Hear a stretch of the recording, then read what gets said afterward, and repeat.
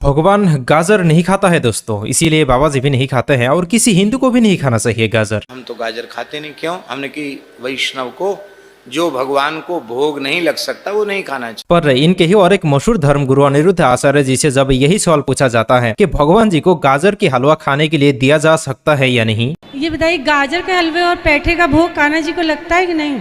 तब तो यार ये कुछ और ही जवाब देते हैं जो हम आगे वीडियो में देख पाएंगे। और साथ ही ये आंटी जी और एक सवाल पूछती हैं कि हिंदू औरत उनके मेन भगवान ओम के नाम उच्चारण नहीं कर सकते, ऐसा क्यों? ओम नमः शिवाय में बोलते हैं कि ओम का उच्चारण लेडीज नहीं कर सकती है। जिस सवाल के जवाब में हमें यह भी सुनने को मिलेगा इस गुरुजी से कि अगर कोई औरत ओम नाम की उच्चारण करती है तो उसकी प्रेगनेंसी पर असर पड़ेगी, मतलब गर्भाशय डैमेज हो जाएगी। तो कहीं नारी स्त्रियों का गर्भाशय डैमेज ना हो। लेकिन आखिर क्यों, वो भी हम आगे जान पाएंगे। तो वीडियो में हम आगे फैज सईद भाई का एक क्लिप को भी देखेंगे इसी टॉपिक के ऊपर, जिसमें भाई ने नबी करीम मोहम्मद सल्लल्लाहु अलैहि वसल्लम का एक शॉर्ट वाकया को भी सुनाते हैं कि जब आप सल्लल्लाहु अलैहि वसल्लम ने अपनी एक बीबी के पास जाता है तो उसने आपको शहद खिलाती है, पर यह देखकर दूसरी बीबी और साहबाओं ने मिलकर एक साजिश रचाते हैं आप सल्लल्लाहु अलैहि वसल्लम को उस बीबी से दूर करने के लिए। अब बीवियों को लगा दूसरी कि आप सल्लल्लाहु अलैहि वसल्लम चूंकि उनके पास जा रहे हैं और वो शहद खिलाती हैं, कहीं ऐसा ना हो कि आप सल्लल्लाहु उनकी तरफ ज्यादा माइल हो। जिस साजिश की नतीजा क्या होती है और उस पर अल्लाह ताला ने कौन सी आयत नाजिल फरमाता है,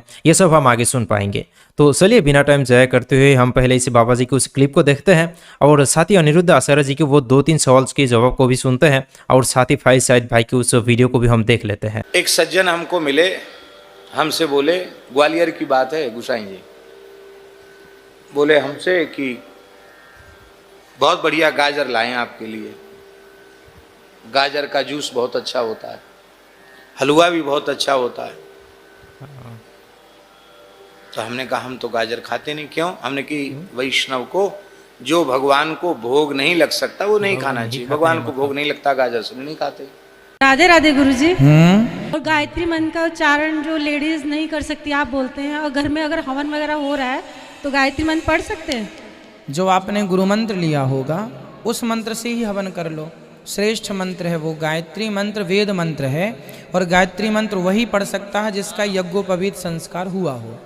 तो वो गायत्री मंत्र इसलिए जिसका यज्ञोपवीत होता है वही करता है। और एक सवाल और है, ओम नमः शिवाय में बोलते हैं कि ओम का उच्चारण लेडीज नहीं कर सकती है। नहीं, ऐसा नहीं है। ओम का उच्चारण लेडीज कर सकती है। ओम जो ओमकार है, ओम, इस ओमकार को लेडीज नहीं इसलिए करती, कारण भी है इसका कि जब ओम हम बोलते हैं ना लंबा, तो हमारी नाभि में उसका जोर पड़ता है।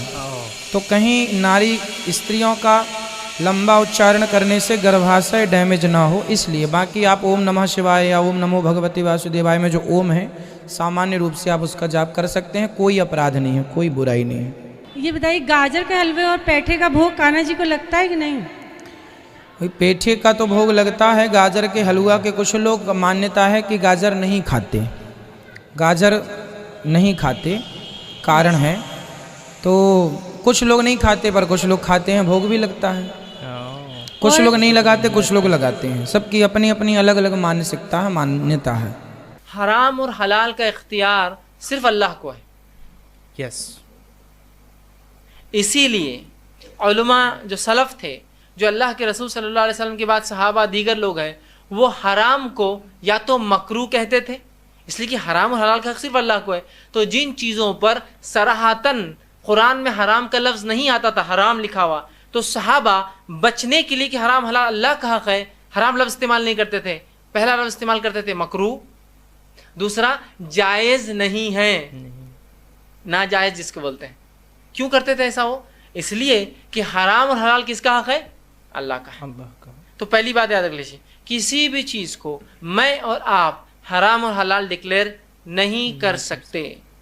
ठीक, पूरी उम्मत मिलके भी एक चीज़ से मुत्तफिक हो जाए तो वो चीज़ हलाल नहीं होती, हालांकि शरीयत ने उसको हराम करार दिया है। तो हलाल और हराम अल्लाह का हक है। इस बात पे अल्लाह रब्बुल इज़्ज़त सूरह तहरीम की आयत नंबर 1 में, जो कि नबी अकरम सल्लल्लाहु अलैहि वसल्लम पर नाजिल हुई, आप सल्लल्लाहु अलैहि वसल्लम अपनी एक ज़ौज के पास जाया करते थे और वो आप सल्लल्लाहु अलैहि वसल्लम को जो है शहद खिलाया करती थी। अब बीवियों को लगा दूसरी कि आप सल्लल्लाहु अलैहि वसल्लम चूँकि उनके पास जा रहे हैं और वो शहद खिलाती है, कहीं ऐसा ना हो कि आप सल्लल्लाहु उनकी तरफ ज़्यादा माइल हो। तो आप सल्लल्लाहु अलैहि वसल्लम की बीवियों में से जो है आयशा रजी अल्लाह अन्हा और एक दीगर जो आपकी ज़ौज थी, उन्होंने प्लान किया और कहा कि आप सल्लल्लाहु अलैहि वसल्लम जब असर के बाद रोज़ असर के बाद से मगरिब के बीच में अपने पूरे बीवियों के घर पर जाते थे, मुख्तसर बारी जिसकी होती उसके बाद सोते थे लेकिन जाते थे। तो जब उनके घर जाते तो वो शहद खिलाती, तो शहद देर लगती और शहद मिलना बड़ी नेमत थी, उस ज़माने में बड़ी गुर्बत थी, तो आपको देर लगती। तो इन सहाबियों को लगा वहाँ ज़्यादा देर तक रुकेंगे, तो लिहाजा हम प्लान करते हैं। और जब आप सल्लल्लाहु अलैहि वसल्लम एक बार आए तो दोनों ने प्लान किया, दो अज़वाज ने, कि हम ऐसा बोलेंगे आपके मुँह से एक किस्म का पौधा होता था जिसको मुकासिर बोलते हैं, या एक कीड़ा होता है काला जो बारिश में निकलता है, जो उसको हाथ लग जाए तो बहुत बदबू हो जाती है हाथ में, उसको बोलते हैं मुकासिर अरबी में। तो हम दोनों क्या करेंगे, प्लान करके बोलेंगे आप सुनो आपके मुंह से मुकासिर की आवाज़। जब आप सल्लल्लाहु अलैहि वसल्लम उस अज़वाज के घर से निकल के जहाँ शहद खाते थे इधर गए तो कहा अल्लाह के रसूल आपके मुंह से मुकासिर की बुआरी, मतलब वो गंदे फूल की या वो कीड़े की बुआरी। आपने कहा नहीं मैंने तो ऐसा कुछ। फिर आप दूसरे के पास गए, चूँकि आप बारी बारी जाते ना, उसने भी यही कहा कि अल्लाह के रसूल आपके मुंह से मुकासिर की बुआरी। तो आपने कहा मैं आज के बाद शहद नहीं खाऊंगा। जो ही अल्लाह के रसूल ने ये बात की, अल्लाह ने आयत तो या अय्युहन नबी लिमा हुर्रिमा मा अहल्लल्लाहु लक, ए नबी तुम कौन होते हो जिस चीज़ को अल्लाह ने हलाल किया हराम करने वाले। तो अल्लाह हराम और हलाल का हक किसका है, अल्लाह का। इसीलिए उलमाए सलफ और सहाबा ताबईन इतने मोहतात थे, और हराम का लफ्ज़ जब तक सराहतन हदीस में कुरान में नहीं आता वो मकरूह, नाजायज़ है, ममनू है, ऐसे लफ्ज़ इस्तेमाल बचते थे, ताकि कि तो ये हक ख़ास अल्लाह का है सिर्फ, ठीक है, उस वो तक़वे का उनका अंदर। लेकिन आजकल के लोगों ने चूँकि मकरूह और ये सुन के शुरू कर दिया अमल, इसलिए अब हराम बोलना ज़रूरी हो गया याद रखिए, ठीक है। बहरहाल तो शरीयत ने तमाम हराम चीज़ें क्या है उसकी तफसीलात बयान कर दी, नाम से नहीं की होंगी, असल और बुनियाद और जड़ बयान कर दी। वरना बहुत से लोग होंगे आप बोलते तंबाकू हराम है, तंबाकू का लफ्ज़ है कुरान हदीस में नहीं है, लेकिन शरीयत ने उसकी असल उसकी जड़ का तस्करा कर दिया, उसका नाम नहीं लिया, उसकी जड़ का तस्करा कर दिया, ठीक है, उसका नाम नहीं लिया। जैसे कि जो है इब्न माजा की रिवायत आपने फरमाया हर वो चीज़ जिसके खाने से अकल मारी जाए, अकल मारी जाए मतलब चक्कर आ जाए, आदमी होश खो बैठे अपना, वो चीज़ का इस्तेमाल शरीयत में हराम है। शराब पीने से क्या होता है, अकल मारी जाती है। तंबाकू खाने से क्या होता है, अकल तो नहीं मारी जाती लेकिन क्या होता है, दोनों माने उसके, चक्कर आते आदमी को, मतलब चक्कर आना अकल मारे जाने की अलामत है। एक इंसान की अकल अगर जा रही है तो पहली अलामत क्या, चक्कर आना। अब समझता नहीं उसको कुछ, अब चक्कर आ रहे उसके बाद अकल मारी के बेहोश हो जाता हूँ, है ना। तो चक्कर आए उस चीज़ का खाना हराम है। आप बोले मैं तो तंबाकू के पैकेट खा जाता, मेरे को तो कभी चक्कर नहीं आया, शराब की बोतल पी के चक्कर नहीं आते।